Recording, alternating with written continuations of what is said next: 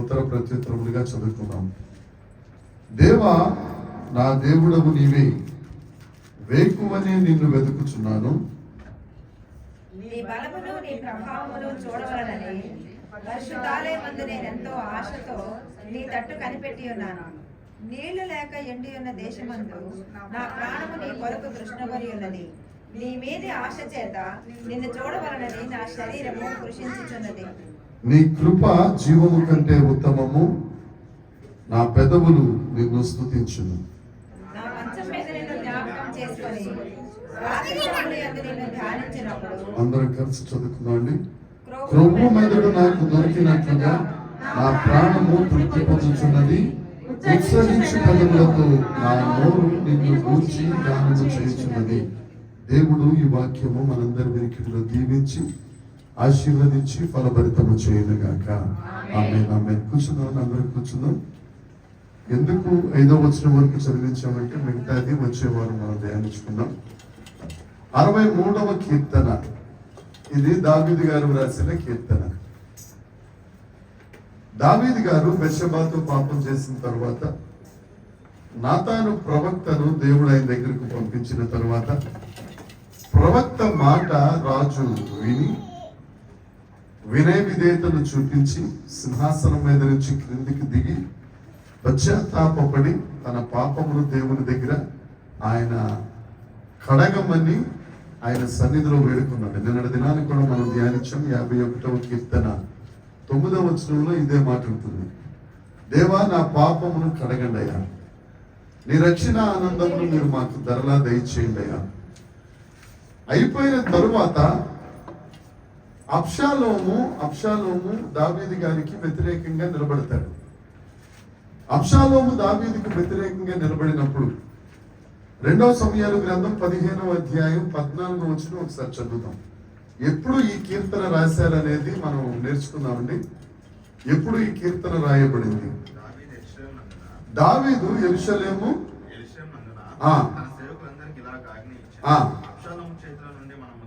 అబ్షాలోము చేతిలో నుంచి మనం తప్పించుకుని రక్షణ పొందలేం, మనం బ్రతకలేం, మనం పారిపోదాం రండి.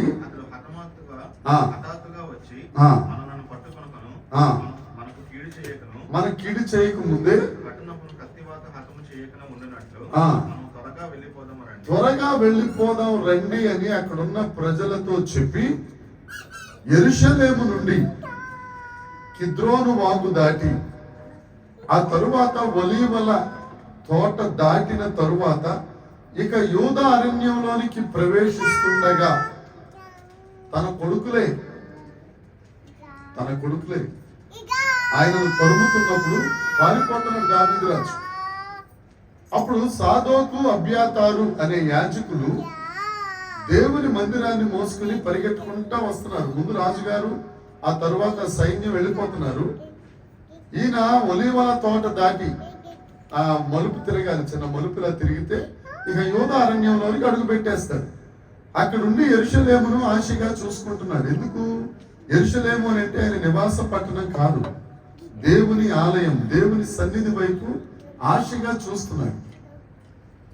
అసలు దావీదు గురించి ఒక్కొక్కసారి తలుచుకుంటా ఉంటే దావీదు గురించి కానీ అబ్రహాం గురించి కానీ వాళ్ళకి అంత విశ్వాసం దేవుడు ఎలా ఇచ్చాడు, వాళ్ళు ఏం చేశారు అసలు.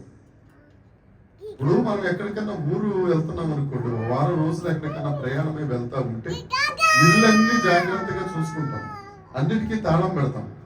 మరలా బయలుదేరే ముందు మళ్ళొక్కసారి వెళ్ళి సరిగ్గా ఉందా లేదా ఇంటి మీద ధ్యాస. కానీ భక్తుడు దావీదు గారు తన కొడుకు తరిమేస్తుంటే ఇంటి మీద ధ్యాస లేదు. దేని మీద ధ్యాస ఉందంటే దేవుని యొక్క సన్నిధి మీద, దేవుని యొక్క ఆలయం మీద ధ్యాస. ఆ ఒలీవల తోట దగ్గర నిలబడి దేవుని సన్నిధి చూస్తా ఉంటే ఈ లోపల సాదోకు అబ్యాతారు వీళ్ళు ఆ మందసాన్ని మోసుకుని, యాజకులతో మందసాన్ని మోసుకుని పరిగెట్టుకుంటూ వచ్చేస్తున్నప్పుడు 24వ వచనం, 2వ సమూయేలు గ్రంథం 15వ అధ్యాయం 24వ వచనం. 23 కూడా చదువున్నాను. జనులందరూ ఏడుస్తున్నారు. కిద్రోను వాగు దాటి పోయారు. వీళ్ళందరూను ఆ. దేవుని నిబంధన మందసమును ఆ. మోయిచు మోయించు అతని యొద్ద ఉండిరి. ఆ. వారు దేవుని మందసమును దింపగా దింపగా అబ్యాతారు వచ్చి ఆ. పట్టణంలో నుండి జనులందరూ దాటిపోవరకు నిలిచెను. నిలిచారు. అప్పుడు రాజు సాదోకును పిలిచి ఆ. దేవుని మందసమును పట్టణానికి తిరిగి తీసుకొని దేవుని మందసాన్ని మీరు తీసుకెళ్ళిపోండి. యెహోవా దృష్టికి నేను అనుగ్రహము యెహోవా దృష్టికి నేను అనుగ్రహం పొందితే ఆయన నన్ను తిరిగి రప్పించి మరలా తిరిగి రప్పిస్తాడు. దానిని తన నివాస స్థలముగా నివాస స్థలమైన యెరూషలేముకు తీసుకెళ్లి అతి పరిశుద్ధ స్థలంలో దాన్ని పెట్టేసేయండి అని మందసాన్ని కూడా వెనక్కి పంపించాడు ఆయన. అసలు మందసం అతి పరిశుద్ధ స్థలంలో నుండి తీసుకురాకూడదు, అది చాలా దోషం. అయితే యాజకులు, అప్పుడు ప్రధాన యాజకుడు అబ్యాతార్, ప్రధాన యాజకుడి ఆజ్ఞతోనే మందసాన్ని తీసుకొచ్చేసారు. ఎందుకు అని అంటే అబ్షాలోమికి అంత భక్తి శ్రద్ధలు లేవు. దావీదు గారికి ఉన్న భక్తి వేరు, ఆయన పారవశ్యం వేరు, ఆయన కట్టించిన ఆ దేవాలయం యొక్క ఆశ వేరు. దాన్ని బట్టి ఈ సాదోకు అబ్యాతార్ ఏం చేస్తారంటే మందసాన్ని తీసుకుని వస్తారు. అయితే వచ్చి కిందకి దింపిన తర్వాత ఈయన మందసాన్ని తీసుకెళ్ళిపోమంటాడు. తర్వాత 3వ వచనం మరలా దాని దగ్గరికి వద్దాం. వీళ్ళు అరణ్యంలో వెళ్తున్నప్పుడు, అరణ్య ప్రయాణం చేస్తున్నప్పుడు దావీదు రాసిన కీర్తన ఈ 63వ కీర్తన. ఆయన బాధ అంతా ఏంటంటే మన ఇంటిని వదిలిపెట్టేస్తున్నాం, రాజా మందిరాన్ని వదిలిపెట్టేస్తున్నాం, రాజ్యాన్ని వదిలిపెట్టేస్తున్నాం, ఇవన్నీ కాదు, దేవుని సన్నిధికి దూరం అయిపోతున్నానేమోనని తన్ను తాను ఆ దుఃఖాన్ని అణుచుకుంటూ దేవుని వలన ధైర్యాన్ని పొందుకుంటూ అరణ్య ప్రదేశాన్ని ఆరాధనా ప్రదేశంగా మార్చేశాడు దావీదు గారు. ఈ అరణ్యంలో దేవుని మందిరం లేదు, ఈ అరణ్యంలో దేవుని గుడారం లేదు, ఈ అరణ్యంలో ఆవరణం లేదు, పరిశుద్ధ స్థలం లేదు, అతి పరిశుద్ధ స్థలం లేదు, ఆ ఉపకరణాలు అవేవీ లేవు. అయితే దావీదుకు మాత్రం పాపచింత ఉంది. అరే నేను తప్పు చేశాను, దేవుడు దేవుడు మన పాపాలని క్షమించేస్తాడు. మనం ఎప్పుడైతే పాప క్షమాపణ పొందుకుంటామో, ప్రాయశ్చిత్తం చేసుకుంటామో, దేవుడు వాటిని అగాధ స్థలంలో, సముద్ర అగాధ స్థలంలో వేసేస్తానని, నా వీపు వెనకాల వాటిని వేసుకుంటాను, నిన్ను పరిశుద్ధపరుస్తాను, నీ పాపాన్ని క్షమిస్తాను అని దేవుడు చెప్పినా మనలో మాత్రం పాపచింత ఉంటుంది. అరే నేను చేశానే, అదే భయంకరమైన శిక్ష. దాన్నే ఇంగ్లీష్లో గిల్ట్ అంటాం. అయితే ఈ దావీదు గారు చేసిన మంచి పని, మనం చేయవలసిన పని ఏంటంటే, నేను పాపం చేశానని వెనక్కి తిరిగి చూడాల. ఒకవేళ నేను వచ్చిన తర్వాత దేవునికి విరోధంగా ఉంటానేమని భవిష్యత్తు చూడాల. ఈయన కన్నులెత్తి అరణ్యంలో కూడా దేవుణ్ణి చూస్తున్నాడు. దేవునికి స్తోత్రం. మనం చేయవలసిన పని కూడా మన దైనందిన జీవితంలో చేస్తాం, పాపాలు చేస్తాం. అలాగని పాపం చేయమని నేను ఎంకరేజ్ చేయట్లా. అబద్ధాలు ఉంటాయి, మోసాలు ఉంటాయి, ఇవన్నీ లోకంలో ఉన్నాం కదండి పాస్టర్ గారు. బురద అంటుకుంటుంది. అంటుకోకుండా బ్రతికిన వాడు యేసుక్రీస్తు ప్రభు. ఆయన చెప్పిన స్టేట్మెంట్ ఏంటి? 1 పేతురు పత్రిక 1వ అధ్యాయం 16వ వచనంలో, నేను పరిశుద్ధుని కనుక మీరు కూడా నేను పరిశుద్ధంగా ఉన్నాను. హెబ్రీ పత్రిక 7:29లో ఉంటుంది, నేను పాపులలో ప్రత్యేకింపబడిన వారు, పాపుల్లో చేరలేదు. నేను చేరకుండా ఉన్నాను కాబట్టి మీకు సాధ్యమే. పరిశుద్ధాత్మ దేవుడు అంటాడు యోహాను సువార్త 4వ అధ్యాయంలో 14వ వచనంలో, సత్యము నుండి సర్వసత్యంలోనికి దేవుడు మనల్ని తీసుకెళ్తాడు. నేను మిమ్మల్ని అనాథలుగా విడిచిపెట్టను, నేను మీకు తోడుగా ఉంటాను అని చెప్పిన ఈ పరిశుద్ధాత్మ దేవుడి మీద దావీదు గారు ఆధారపడి దేవుని వైపే చూస్తూ చెప్తున్న మొదటి మాట ఏంటి అని అంటే, మొదటి వచ్చింది, దేవా నా దేవుడవు నీవే, వేకువనే నిన్ను వెతుకుతాను ప్రభా. పోయిన వారం ఏ కీర్తన ధ్యానించుకున్నాం? 44. దేవునికి స్తోత్రం. ఇంకా భక్తులు 50వ కీర్తన, 51 కాదు, అది పశ్చాత్తాప కీర్తన దావీదు గారు రాసింది. 50వ కీర్తన. 50వ కీర్తన మొదటి వచనం ఏంటండి? దేవాది దేవుడు. అప్పుడు మనం చెప్పుకున్నాం, దేవా అంటే ఏల్, బలవంతుడైన దేవుడు. ఇక్కడ ఉన్న మాట కూడా అదే, దేవా ఏల్, బలవంతుడు అయిన దేవుడవు. ఆయన ఉన్న ఆపదలో దేవుణ్ణి ఎలా వర్ణించుకుంటున్నాడు చూడండి, ఎలా ధైర్యపరుచుకుంటున్నాడు. మనకి కష్టాలు ఉన్నాయి, బాధలు ఉన్నాయి. కాకపోతే మనం ఏం చేస్తాం? ఫోన్ తీసుకుని జాగ్రత్తగా ఎదుటివారికి ఫోన్ చేసి పుట్టు పూర్వత్రాలన్నీ, అసలు ఆ గొడవ ఎక్కడ జనరేట్ అయింది, ఎందుకు వచ్చింది, మన దారిని మనం చెప్పుకుంటా పోతే మన తప్పు లేనట్టుగానే చెప్తాం. మన తప్పు ఉన్నట్టు ఎప్పుడు చెప్పం కదా, మన తప్పు లేనట్టుగానే చెప్తాం. అందుకని ఎదుటి ప్రతివాది వచ్చినప్పుడే అసలు దాని సంగతి ఏంటో బయటకు వస్తుందని సామెతల గ్రంథంలో ఉంటుంది. మన బాధలు మనం చెప్పుకున్నాము అని అంటే మనం ఎదుటివారికి లోకువైనట్టే లెక్క. నీ జుట్టు తీసుకెళ్ళి ఎదుటివారికి అప్పచెప్తున్నట్టు లెక్క. ఇంటెన్షనల్లీ నన్ను లోకు చేయరా నువ్వు అని వారికి అప్పచెప్తున్నట్టు లెక్క. కానీ దేవుడికి చెప్తే నువ్వు ఎంతసేపు చెప్పినా దేవుడు ఆలకిస్తాడు.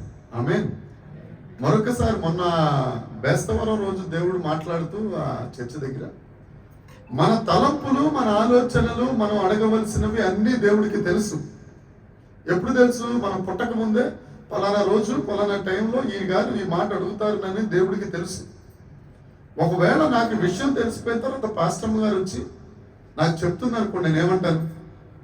నాకు తెలుసులే, నువ్వు ఆగు అంటావు. సర్వసాధారణంగా. కానీ దేవుడికి అంతా తెలిసినా మనం దేవుడి దగ్గర ప్రార్థన చేస్తా ఉంటే ఆగు నాకు తెలిసిన దేవుడు అంటాడా? నువ్వు చెప్పింది అంతా చెవి యొగ్గి, ఎంత ఓపిక ఆయనకి.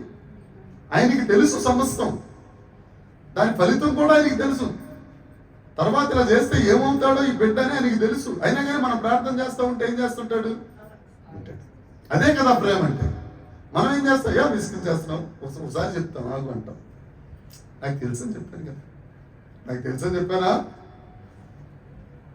వాయిస్ చేంజ్ అయిపోతూ ఉంటుంది, కానీ దేవుడి దగ్గర మాత్రం వాయిస్ వేరేగా చేంజ్ అవుతుంది. అవునైనా, అవునైనా, అంతేనైనా, అలాగేనైనా. ఆమేన్. అంత మంచోడండి ఆయన. ఒకసారి ఇది మీకు సింపుల్ గా అనిపించవచ్చు, కానీ కాస్త దాన్ని జాగ్రత్తగా ఆలోచించండి, కళ్ళకి నీళ్ళు వస్తాయి. అసలు ఆయన మన గురించి పట్టించుకోవాల్సిన అవసరం లేదు. ఆయన దేవాది దేవుడు, రాజుల రాజు, ప్రభువుల ప్రభు.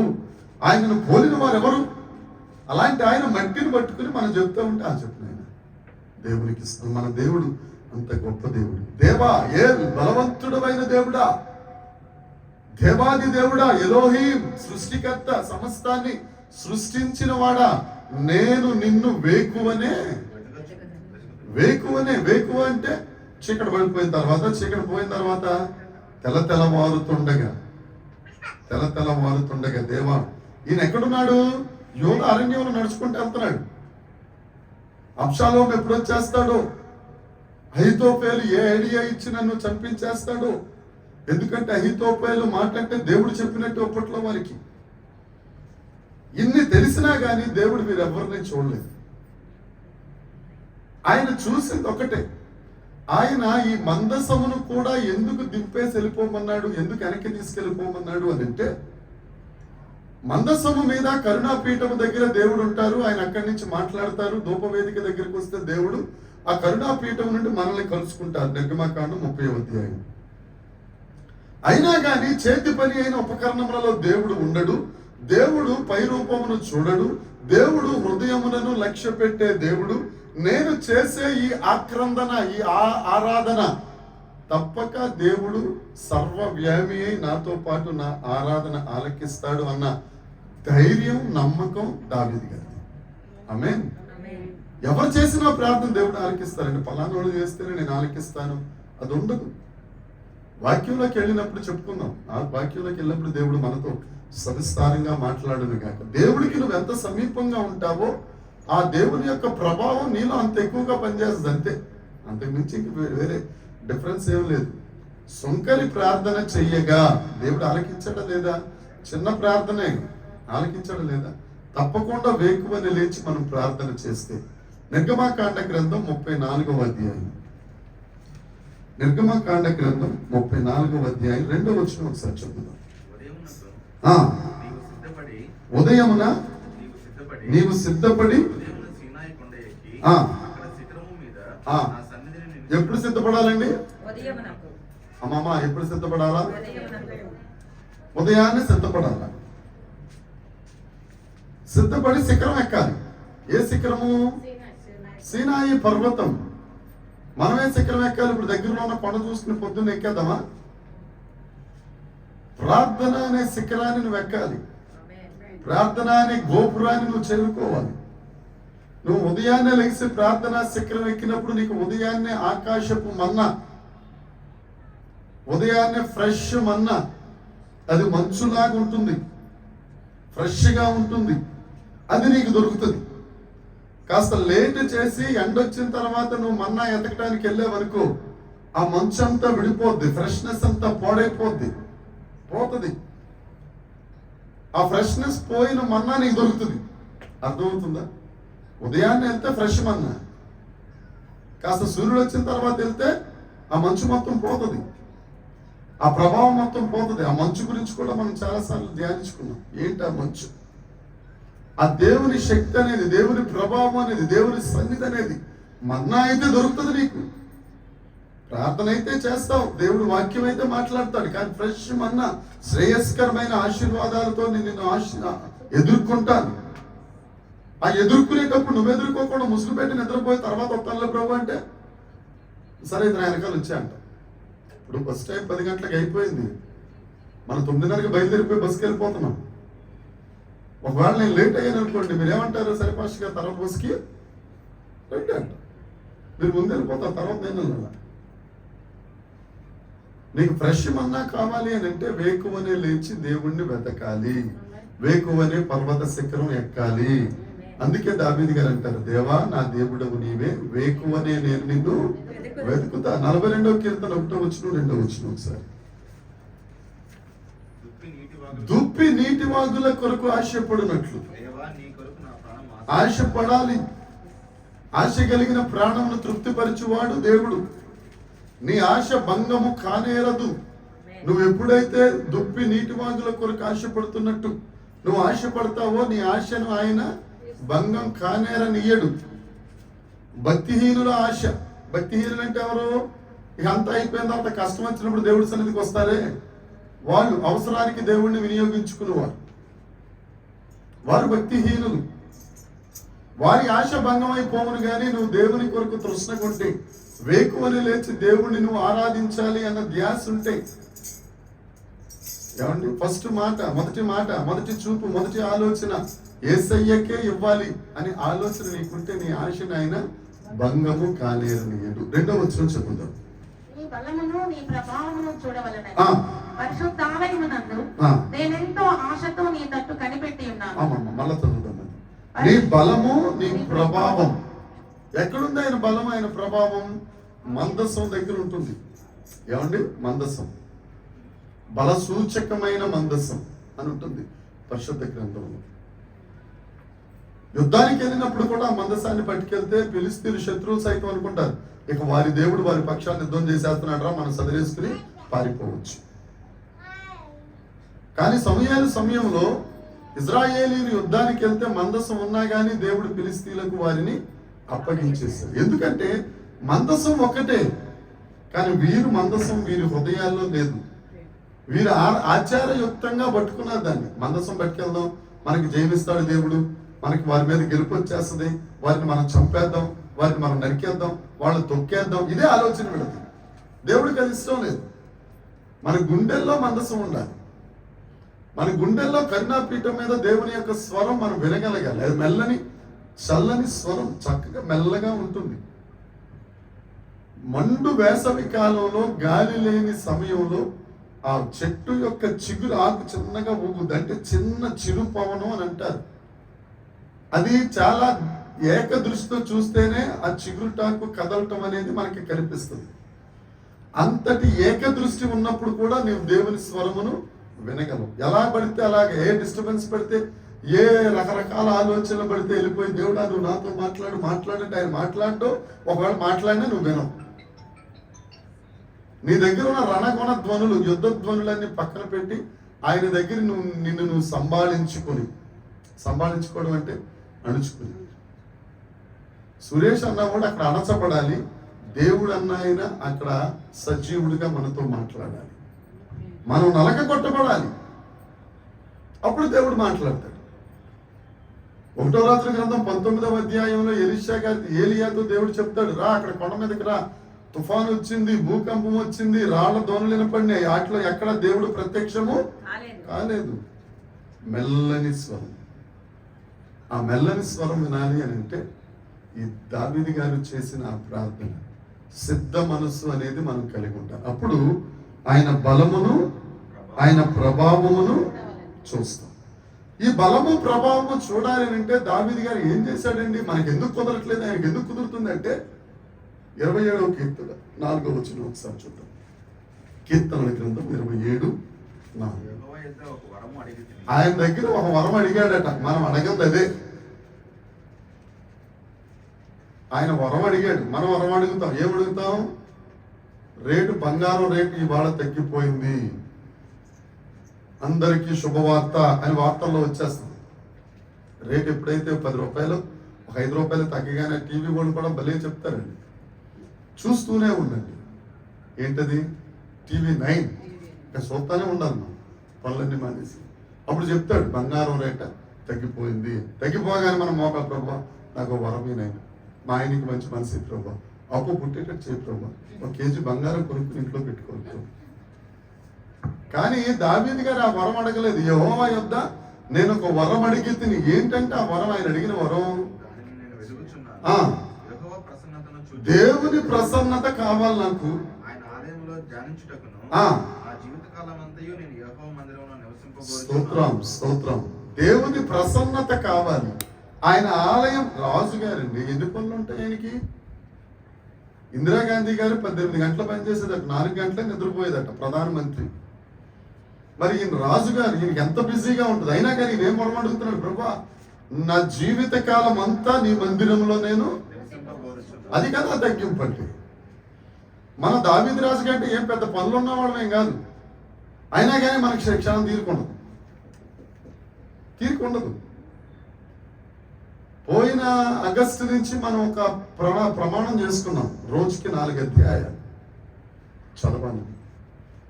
ఆ వంతులు చదువుంటే ఇప్పటికల్లా బైబిల్ అయిపోవాలి. పోనీ సగమన్న అయిందా అంటే ఆలోచించాలి.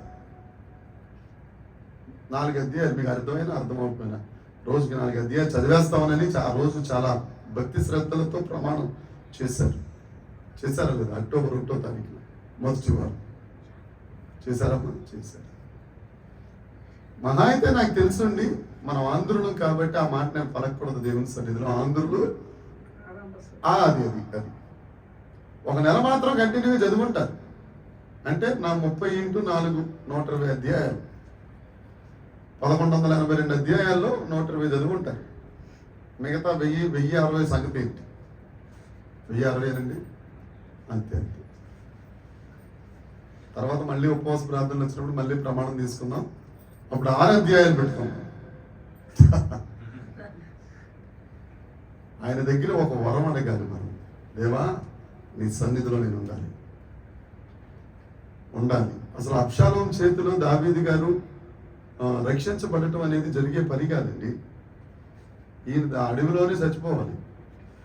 కానీ ఈయన ఇలాంటి మంచి పనులు చేసి నీ దగ్గర నేను ఒక వరం అడిగాను ప్రభా, నీ సన్నిధిలో ఉండాలి, నీ సన్నిధిలో జీవించాలి. దేవుడికి కావాల్సిందదే కదా. దేవుడికి కావాల్సిందదే కదా. 147వ కీర్తన 3వ వచనం చూడకుండా చెప్పొచ్చు. గుండె చెదిరిన వారిని బాగు చేయువాడు. తర్వాత అది ఏ దేవుడు గాయాలు కట్టాలా? ఏమండి, దేవుడు అంటే ఆయన స్వస్థపరచు దేవుడు కదా. ఆయన యెహోవా రాఫా కదా. ఆయన గాయాలు కట్టడం ఏంటి? ఆలోచించారు ఎప్పుడన్నా? ఆయన గుండె చెదిరిన వారిని బాగు చేస్తాడు. ఓకే, వారి గాయములు కట్టువాడు. ఏంటి అసలు ఆ స్టేట్మెంట్ ఏంటి? గాయాలు కట్టడం అంటే ఏంటి? ఇప్పుడు నేను పేషెంట్ అనుకోండి, ఆవిడ కంపౌండర్ అమ్మగారు అయితే తీసుకొచ్చి ఆ కాలు అక్కడ పెట్టుకుని దానికి అదేదో హైడ్రోజన్ పెరాక్సైడ్ ఏదో వేసి క్లీన్ చేసి దాన్ని మొత్తం అంతా చేసి దాని మీద ఆయింట్మెంట్ పెట్టి దాని మీద బ్యాండేజ్ పెట్టి దాన్ని శుభ్రంగా చుట్టి ఇదంతా మొత్తం వాసన అంతా భరించి ఎలా లేదన్నా ఎంత హీనంగా చూసుకున్నా ఒక 20 నిమిషాలు పట్టుద్ది ఒక్కొక్క పేషెంట్కి. అంటే దేవుడు 20 నిమిషాలు ఒళ్ళు మన కాలు పెట్టుకుని కడతా ఉంటాడా? చూద్దాం, వాక్యంలోకి వెళ్ళినప్పుడు చూద్దాం. అయితే దావీదు గారు ఏమన్నాడంటే, ప్రభువా నీ దగ్గరే నేను ఉండాలి. దేవుడు కూడా కోరుకునేది అదే, మన దగ్గరే ఆయన ఉండాలి. ఎప్పుడైతే మనం ఆయన దగ్గర ఉంటామో ఆయన బలము, ఆయన ప్రభావం మనం చూస్తాం. దేవునికి స్తోత్రం. చూడలేకపోతున్నామంటే తప్పు మందే, మనం ఆయన దగ్గర ఉండట్లేదు. తర్వాత పరిశుద్ధాలయమందు నేను ఎంతో ఆశతో 36వ కీర్తనల గ్రంథం 36వ కీర్తన 8వ వచనం 9వ వచనం. నీ మందిరం యొక్క సమృద్ధి వలన ఆ. వారు సంతృప్తిని అందుచున్నారు. ఆ. నీ ఆనంద ప్రవాహంలో నుండి నీవు వారికి త్రాగనిచ్చుచున్నావు. నీ యొక్క జీవపు ఊట కలదు. దేవుని దగ్గర జీవపు ఊట కలదు. నీ వెలుగును పొందియే మేము వెలుగు చూచుచున్నాము. దేవునికి స్తోత్రం. ఆయన పరిశుద్ధ ఆలయంలో ఏముంటుందండి? దేవుని యొక్క వెలుగు ఉంటుంది. ఎందుకంటే మన దేవుడు వెలుగై ఉన్న దేవుడు. చీకటిని వెలుగుగా మార్చగలిగిన సమర్థుడు యేసుక్రీస్తు ప్రభువు ఒక్కరే. నీ బ్రతుకులో ఏ చీకటి ఉందో ఉంటుంది, చీకటి ఉంటుంది. అసలు దేవుడు ఆదికాండం 1వ అధ్యాయం 2వ వచనంలో అగాధ జలముల మీద చీకటి ఏమవుతుందట? కమ్మియుండెను, ఆత్మ అల్లాడుచుండెను. చీకటి ఖాళీగా ఉందంటే చీకటి కమ్మేస్తుంది. నువ్వు 1 గంట ప్రార్థన 1 వారం రోజులు చేసి 8వ రోజు రెస్ట్ తీసుకుందామని అరగంట చేసావనుకో, ఈ అరగంట గ్యాప్ లో ఆయన వచ్చి పనిచేసేస్తాడు. ఎవరు? డాక్టర్ అపవాద్, లూసీ. నువ్వు దేవుడి దగ్గర గడపట్లేదు. నువ్వు ఈ టైం అంతా నువ్వు ఇలా ఉన్నావు కాబట్టి సరే నా పని నేను చేస్తాను అని ఆయన వచ్చి ఎంటర్ అయిపోతాడు అంతే. నువ్వు పిలవక్కర్లా, పిలవని పేరంటాం ఆయన. అర్థమవుతుందా? అక్కడ దాకేందుకు పృథ్వీ గారిని అడగండి. 1 వారం రోజులు ఎక్సర్సైజ్ చేసి 1 రోజు రెస్ట్ తీసుకున్నామంటే తర్వాత రోజు వెళ్ళడానికి కాస్తంత వెనకాడతాను. సరే బలవంతంగా తీసుకెళ్లి శరీరాన్ని అక్కడ పడేసి థ్రెడ్మిల్ చేసిన తర్వాత అప్పటికి కూడా చిన్న అనీజీనెస్ ఉంటుంది. అవునా కదండి? తప్పు చెప్పాను. దేవుని దగ్గర ప్రార్థన విషయంలో కూడా అంతే. ప్రార్థన, నువ్వు ఆహారం తినటం నీకెంత అవసరం, అంతకు మించిన అవసరం ప్రార్థన. ఆహారం ఎక్కించవచ్చు, బిర్యానీ అయితే ఎక్కించవచ్చు, పెరుగన్నం అయితే తగ్గించవచ్చు, కానీ దేవుని సన్నిధి మాత్రం నువ్వు పెరగాలే తప్ప తరగడానికి లేదు. దేవునికి స్తోత్రం. అప్పుడు పరిశుద్ధ ఆలయంలో ఉన్న వెలుగు మనం చూడగలుగుతాం. నీళ్లు లేక ఎండి ఉన్న దేశమందు నా ప్రాణము నీ కొరకు తృష్ణగొని ఉన్నది. నీ మీది ఆశ చేత నిన్ను చూడాలని నా శరీరము కృషించుచున్నది. ఎంత ప్రేమ అండి దేవుని కొరకు ఈ దావీదు గారికి. ఆయన ఉన్న పరిస్థితి ఏంటి? అరణ్యంలో వెళ్తున్నాడు, శత్రువు తరుముతున్నాడు, ఏ టైంలో ఏ ఆపద వస్తుందో తెలీదు, నిద్రపోవడానికి స్థలం లేదు. ఏమండి? సరైన ఆహారం తిందామంటే కాపలా ఉండాలి, మనశ్శాంతి లేదు, రాజ్యం పోయింది, అడుగులు పాలైపోయాడు. అప్పుడు దాకా పట్టు పరుపుల మీద నిద్రించే ఆయన ఇప్పుడు రాళ్ల మీద నిద్రపోవాలి. ఇలాంటి పరిస్థితులు ఆయన ఎలాంటి స్టేట్మెంట్ ఇస్తున్నాడు చూడండి. నీ మీద ఆశ చేత కృషించిపోతుంది. అసలు దేవుణ్ణి చూసేవారు ఎవరు?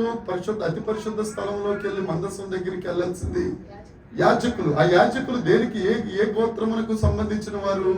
లేవి గోత్రం. ఈయన లేవి గోత్రం కాదు, ఈయన యోధా గోత్రం. ఈయన గారు అతి పరిశుద్ధ స్థలంలోకి వెళ్ళే అవకాశమే లేదు.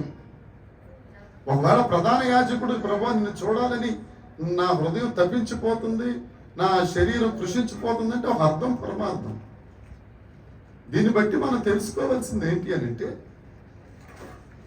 నీవు దేవుని పట్ల కోరిక, దేవుని పట్ల ప్రేమ, దేవుని పట్ల ఆశ ఇవన్నీ నిన్ను దహించి వేస్తుంటే నీవు లేవీడువా, లేకపోతే నీవు యూదుడువా, లేకపోతే నువ్వు గ్రీకు దేశస్థుడవా, లేకపోతే నీవు అన్యుడువా, ఇదేది చూడడు దేవుడు.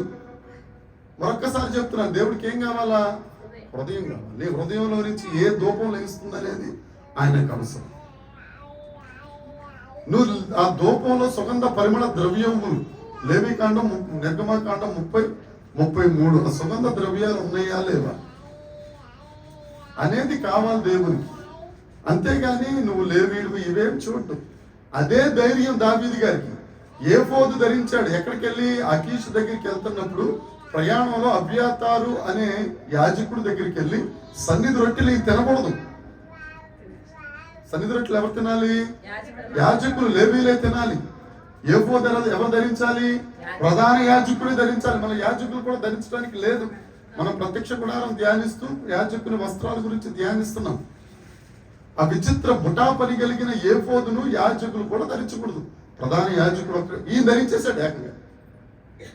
అంటే ఈయన ఉద్దేశం ఏంటి అని అంటే, నీ పూర్ణ హృదయంతో, పూర్ణాత్మతో, పూర్ణ శక్తితో, పూర్ణ బలంతో నువ్వు యేసయ్యనే ప్రేమిస్తే నీ గోత్రం ఆయనకి అక్కర్లేదు, నీ ఇంటి పేరు ఆయనకి అక్కర్లేదు, నీ ఒంటి పేరు ఆయనకి అక్కర్లేదు. నీ హృదయం ముఖ్యం, నీ ఆరాధన ముఖ్యం, ఆయన సన్నిధిని అనుభవించటం ముఖ్యం. ఆయన పేరు పెట్టేస్తాడు, క్రొత్త పేరు నేను మీకు పెడతాను. ఆయన పెడతాడు నీకు ఒక పేరు. ఒంటి పేరు సురేష్ తీసేయి, అదే అక్కర్లేదు ఆయనకి. ఆయన ఒక పేరు పెడతాడు. దేవునికి స్తోత్రం. ఈ 2 వచనాలు దావీదు గారికి దేవుని పట్ల ఉన్న కోరిక. ఏంటండి ఇది? కోరిక. 3వ వచనం చదువుదాం.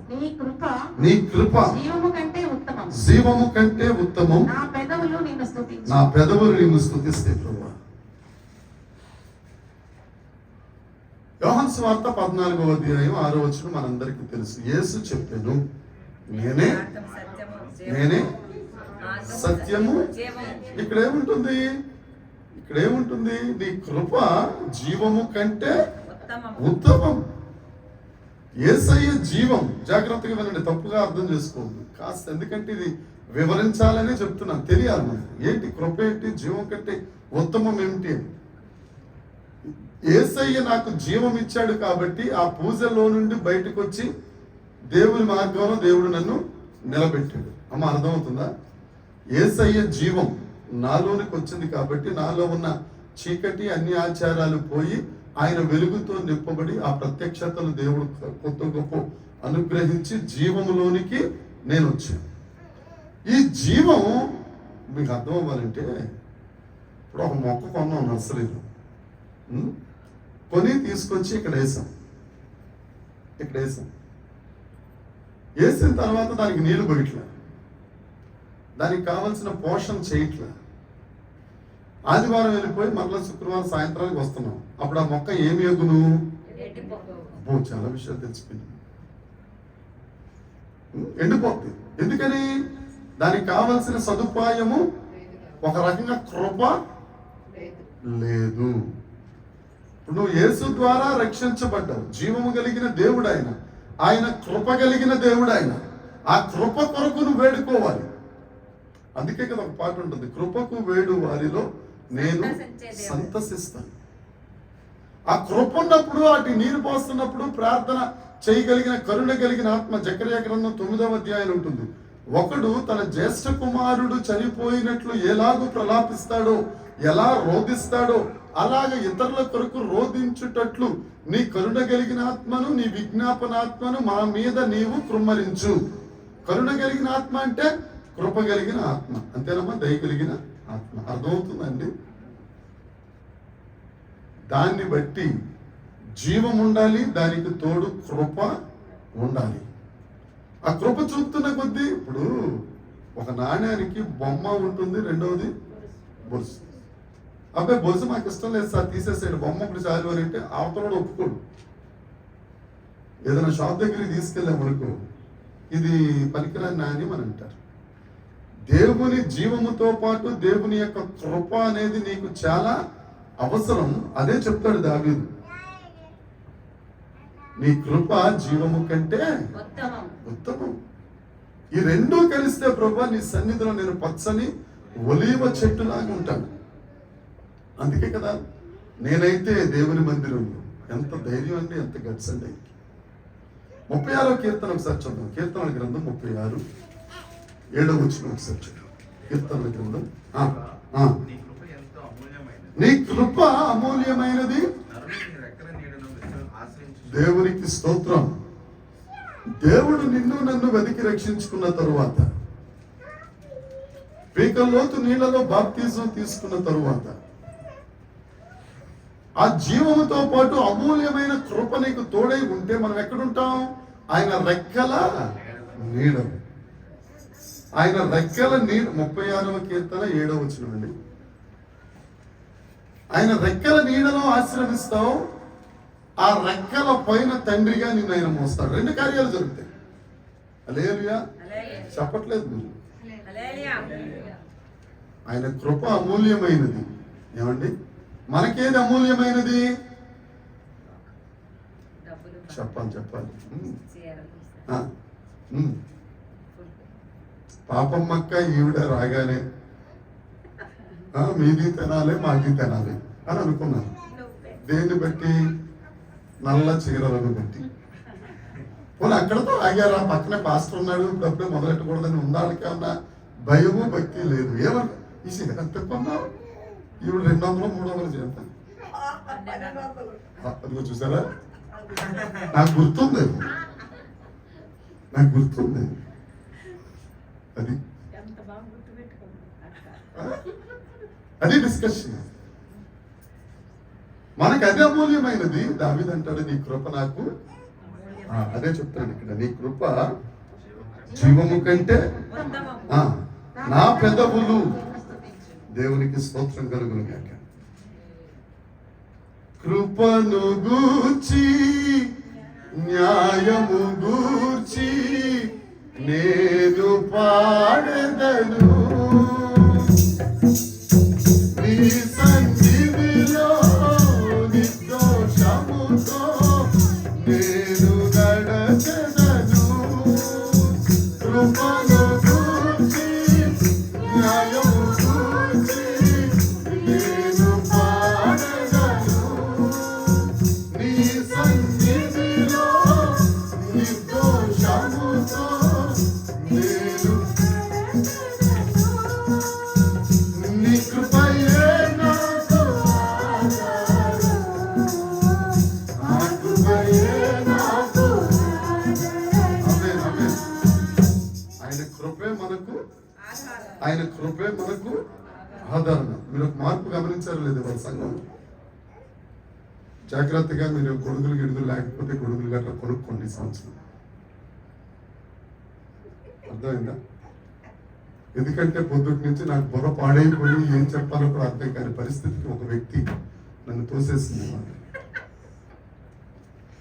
ఉదయం నుంచి నేను మైకులు సరిచేసిన దగ్గర నుంచి మైకులు పగిలిపోయేటట్టుగా పాడేస్తున్నారు చిన్నప్పుడు. ఏం చెయ్యాలో అర్థం కావట్లా నాకు అసలు. దేవుడు ఆ కృప ఆమె పట్ల కొనసాగించును. హల్లెలూయా. ఏదేమైనా కానీ పాడింది కాబట్టి అసలు పాడనోళ్ళు పాడారు అని అంటే, నేను మొన్న ఎక్కడో 24 గంటల ప్రార్థనలో అనుకుంటా చెప్పాను, వీళ్ళని నా వర్షిప్ లీడర్గా చేయాలి అని అనుకున్నాను, కానీ వాళ్ళు చేయి దాటారు. ఇక ఈ బుడదాన్ని మాత్రం అలా చెయ్యాలి అని అనుకున్నాను, కానీ దేవుడు వినేసాడు. మన దేవుని స్తోత్రం. హల్లెలూయా. ఓకే అమ్మా. నీ కృప జీవము కంటే ఉత్తమం, నా పెదవులు 4వ వచనం. నా మంచము మీద నిన్ను జ్ఞాపకం చేసుకుని. ఒరే సంఘంలోనే జ్ఞాపకం చేసుకోం మనం, ఉపవాస ప్రార్థన అప్పుడే జ్ఞాపకం చేసుకోం మనం. ఇది గారు అంటారు మంచం మీద. ఏం పురుషోత్తం గారు ఎక్కడట? మంచం మీద ఏం చేస్తాం మనం? అబ్బే చక్కగా ఏసీ వేసుకుని రగ్గు కప్పుతాం. మరి రగ్గు కప్పేదానికి ఏసీ ఎందుకంటే మన దగ్గర ఆన్సర్ ఉంటుంది. కప్పి ఇదే పని అనరా అమ్మ తల్లి. నేను పడి నాకు అనుభవ జ్ఞానం ఎక్కువ. ఆడవారి మాటలకు నేను చెప్పాల, మీరే చెప్పారు కాబట్టి మేము అలాగ అనమని అంటే ఏంటని అర్థం పృథ్వీ గారు? నేను చెప్పలేదమ్మా రెండు.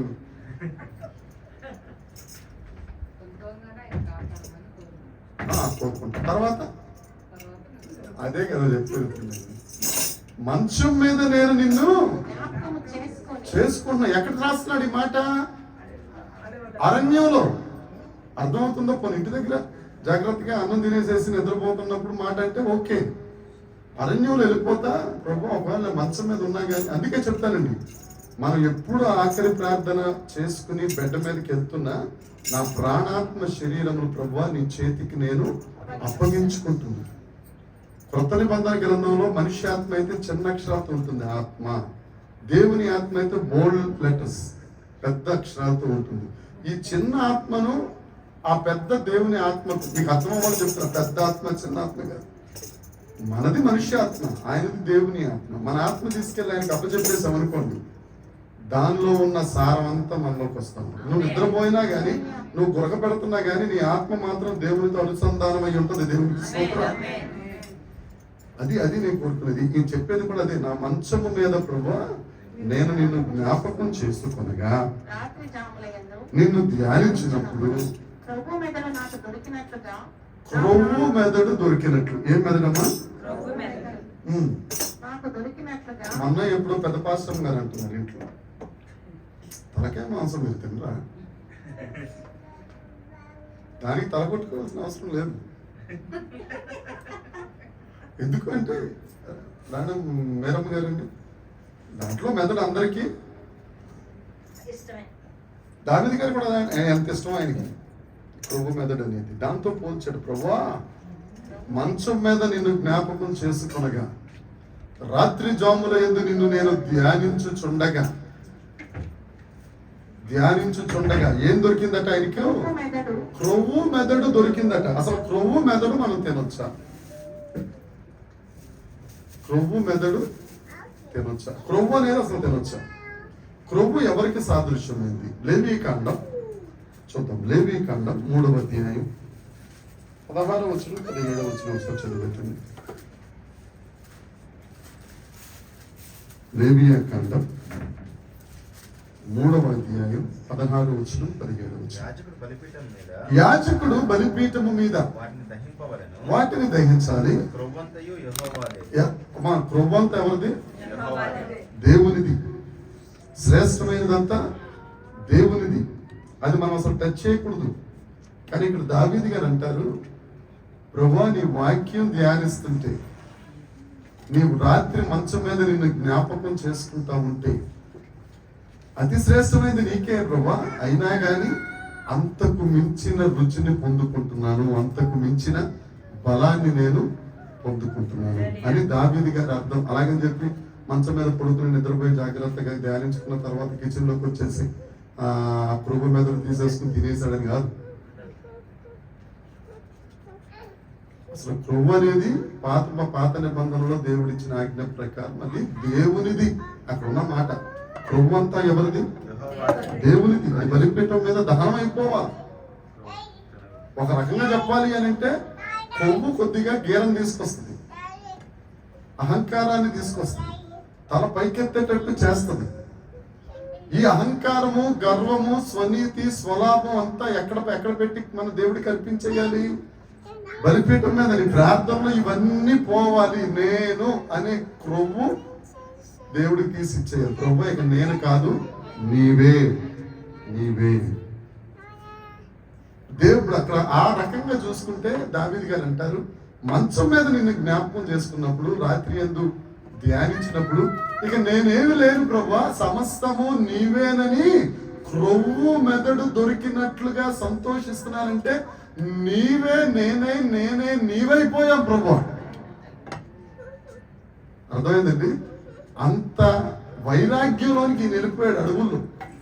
మనం కూడా మన దైనందిన జీవితంలో ఏదో భక్తి చేస్తున్నాం, ఆదివారం వెళ్తున్నాం, శుక్రవారం వెళ్తున్నాం, ఇది భక్తి కాదు. నిన్ను పరలోకానికి భక్తి మరొకసారి చెప్తున్నా, చేర్చదు, సరిపోదు. ఈ అనుభవంలోనికి మనం రావాలి. వేకువని నిన్ను వెతుకుతున్నాను, నీ బలం చూడాలి. ఏమంటే నీ ప్రభావం, అసలు దేవుని ప్రభావం ఎప్పుడైనా చూడగలుగుతున్నామా? అనుభవించగలుగుతున్నామా? దేవుని ప్రభావానికి అసలు మనం తట్టుకోగలమా? ముందది నువ్వు చూడటం, అనుభవించడం తర్వాత అంటే తట్టుకోగలవా? సౌలు పౌలుగా మారినప్పుడు ఆ ప్రభావాన్ని చూసి ఏమైపోయాడట అండి? గుడ్డివాడైపోయి పడిపోయాడు. కళ్ళు పోయినాయి. మళ్ళీ అన్నయ్య గారు వస్తే కానీ కళ్ళు రాలా. నేను ఏ సైన్ చూశానండి కళ్ళు పోయినాయి అనేది ఎవరి ముందా? ప్రయత్నం చేద్దాం. దేవుడు మనతో మాట్లాడుతున్నాడు. ఉనామని భక్తి వద్దు. పరిశుద్ధాత్మ దేవుడు సత్యము నుంచి సర్వసత్యములోనికి మనం నడిపిస్తాడు. అఫ్కోర్స్ ఇప్పుడు సత్యంలో ఉన్నారేమో, ఆత్మదేవుని మీద ఆధారపడతాం, సర్వసత్యంలోనికి వెళ్దాం. దేవునికి స్తోత్రం. 2.5 సంవత్సరాలు ట్విన్నింగ్ ఇలా ఉంది. 12.5 సంవత్సరాలకి ఎలా ఉంటే ఏమంటాం? అలా అంటే పర్లేదు. డైరెక్ట్ గా ఎదగలేదంటే అవునమ్మా ఎదగలేదు. ఎంత బాగుండేది ట్విన్నింగ్. ఆవిడ పెద్ద పాస్టర్ అమ్మ ఇది కుట్టించింది, ఆవిడ పిండేమో తనకే స్కార్ప్ పెట్టింది. చిన్నప్పుడు ఎంత బాగుంది పిల్ల. అయ్యో, ఈ సానుభూతి తట్టుకోలేదు. అవునా కదా? సినిమా 12.5 సంవత్సరాలు ఎదిగినప్పుడు ఆ ఎదుగుదల వచ్చింది అనుకో, దేవుడు భలే ఎదుగుతున్నాడు రా, పట్టణములకు చెక్కబడిన మూలకమ్మలాగుంది పిల్ల. మన సత్యం నుంచి సర్వసత్యానికి వెళ్ళాలి. దయచేసి పట్టించుకోండి, మాట ధ్యానించండి, కొంచెం గట్టిగా తీసుకోండి. ఏదో భక్తి చేస్తున్నామని మాత్రం చెయ్యొద్దు, వద్దు. దేవునికి సన్నిహితంగా ఉండేటట్టుగా భక్తి చేద్దాం. మన వల్ల కాదు, విశ్వాస శిష్యుల వల్లే కాలేదు. వాళ్ళు కూడా దేవుడి దగ్గర అడిగారు, ఏమని? మాలో విశ్వాసమును పెంపొందించు, అభివృద్ధి చేయి. అడుగుదాం, దేవా నీతో సన్నిహితంగా ఉండాలి. ఎక్కువ మాట్లాడతానండి. మొన్న రాజ్కుమార్ చెల్లమ్మ గారి ఇంటి దగ్గర ఉదయము అయ్యగారు మాట్లాడుతూ 1 యోహాను పత్రిక 1వ అధ్యాయం 7వ వచనం ఏముంటుంది? నేను వెలుగులో ఉన్న ప్రకారం వెలుగులో ఉంటే, నాతో అన్యోన్య సహవాసం కలిగి ఉంటే, యేసు రక్తం ప్రతి పాపం నుండి మనం అదే పికప్ చేస్తాం. ఎక్కడైనా సరే ఈ వాక్యమే కనపడదు. యేసు రక్తం ప్రతి పాపం నుండి మనలను పవిత్రులు చేస్తుంది. ఇప్పుడు పై రెండు జరగాలి. నువ్వు మొదట సంఘంలోనికి వచ్చినప్పుడు, సత్యంలో ఉన్నప్పుడు ఈ కింద లైన్లు సరిపోతాయి. యేసు రక్తం ప్రతి పాపం నుండి పవిత్రులు. నువ్వు సంఘంలోకి వచ్చిన తరువాత, ఒకసారి చెప్పుకున్నాం సన్నిధి రొట్టెలు ఎలా తయారు చేస్తారు. మొదట పొలంలో, తర్వాత సంఘం బస్తాలు, ఆ బస్తాలో నుంచి రోకట్లో ఏం చేస్తుంది అమ్మా? దంచుతుంది. ఒక అక్క అయితే 2 రోకలు పట్టుకుని దంచేసేది.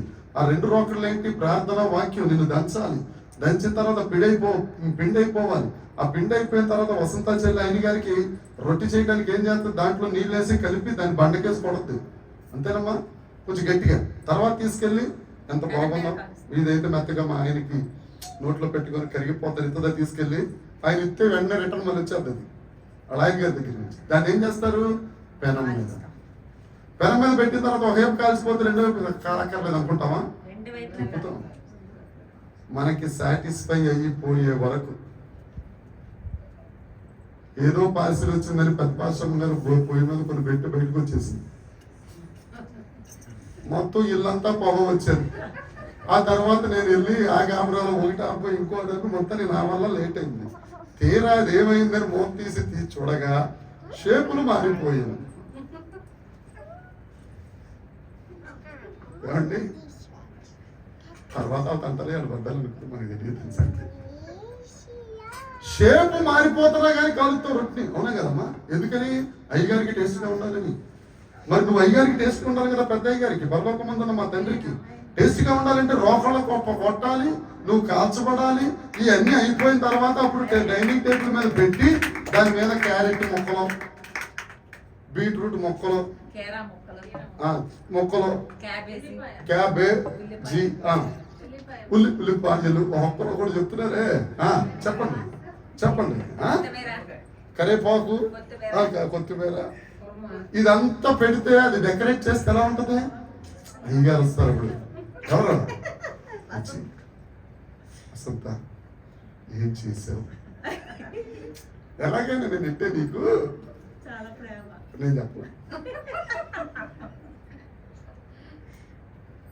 అప్పుడు తండ్రి కూడా మనల్ని సృష్టించిన వాడు మనకు, నువ్వు అలా ఆ రొట్టెగా మార్చబడి ఆ సన్నిధి రొట్టెల బల్ల మీదకి వెళ్తే, ఆ సన్నిధి రొట్టెలు ఆ దేవుని మందిరంలో ఎన్ని రోజులు ఉంటాయి తెలుసా? 7 రోజులు. మళ్ళీ ఎవరు తినకూడదు, ఎవరు ముట్టకూడదు, ఒక్క యాజకులే. ఎంత ధన్యత ఆ గోధుమలకి. అది సంగతి. ఆఖరి మాట చదివేసుకుని మనం ముగించేద్దాం. ఉత్సహించు పెదవులతో గానము చేయుచున్నది. యెషయా గ్రంథం 25వ అధ్యాయం 6వ వచనం చదవండి. చాలా టైం. ఈ పర్వతం మీద సైన్యములకు అధిపతియగు యెహోవా సమస్త జనముల నిమిత్తము రొబ్బిన వాటితో విందు చేస్తాడు. మట్టి మీద నున్న ద్రాక్షరసంతో విందు చేయును. 8వ వచనానికి వెళ్ళిపోండి గారు. మరెన్నడూ ఉండకుండా మరణము ఆయన మింగివేయును. మరెన్నడూ నీ జీవితంలో మరణము పాడైపోతుంది, కష్టం వస్తుంది, నిందొస్తుంది, బాధ వస్తుంది అనే ఆలోచన లేకుండా మరణాన్ని ఆయన ఏం చేస్తాడు? మృంగేస్తాడు. నీ జీవితంలో నుంచి కష్టం అనేది తీసేస్తాడు. ఎప్పుడంటే నువ్వు అరణ్యంలోనే ఉన్నావు. సేనమ్మ, ఇప్పుడు ప్రస్తుతం మన జీవితం అరణ్యమే. ప్రసన్న, ఈ అరణ్యంలో కూడా నువ్వు దేవుని స్తుతించాలి. దేవా నీకు స్తోత్రం, దేవా నీకు వందనం అని నువ్వు దేవుణ్ణి మహిమపరచగలిగితే నీ జీవితంలో ఆ శత్రువును మరింకెన్నడూ చూడవు. మోషేతో అంటాడు, ఐగుప్తీయులు మరొక్కసారి నువ్వు చూడవు ఇంకా. మనం అదే శత్రువుల్ని, అదే జబ్బు, అదే రోగం, అదే బాధ, అదే కన్నీరు మాటి మాటికి మనకు వస్తుంది అని అంటే మనం దేవుణ్ణి స్తుతించటం లేదు. హృదయాంతరంగాల్లో నుండి దేవుణ్ణి మహిమపరచటం లేదు. ఆయనకి ఇష్టమైన రొట్టెగా నువ్వు మారట్లేదు. ఆయనకి ఇష్టమైన రొట్టెగా నువ్వు మారాలి అని అంటే నువ్వు విరగగొట్టబడాలి. వసంత చెల్లం ఏం చేస్తుంది, దాన్ని కాల్చేసి దాన్ని జాగ్రత్తగా 2 ముక్కలుగా విరిచి దాన్ని డెకరేట్ చేస్తుంది. ఎప్పుడైతే విరగగొట్టబడతావో తినే ఆయనకి కూడా ఈజీగా ఉంటుంది, అలా తీసుకుని తినేస్తుంటాడు. అదే మొత్తం రొట్టె రౌండ్గా ఉన్నది పెట్టాం విరగొట్టుకోవడానికి ఇంత చేసావు చేయలేవా? ఆ మాట కూడా అనకుండా నువ్వు విరగొట్టబడ్డావు అనుకో, ఆ విరిగి నలిగిన రొట్టె దేవునికి ఇష్టమైన, దేవునికి స్తోత్రం. అట్టి రొట్టెలుగా మనలందరినీ దేవుడు మార్చునుగాక. నిలబడదాం, దేవుడిని స్తుతించుకుని ఆరాధించుకున్న తర్వాత కొద్ది నిమిషాలు మరలా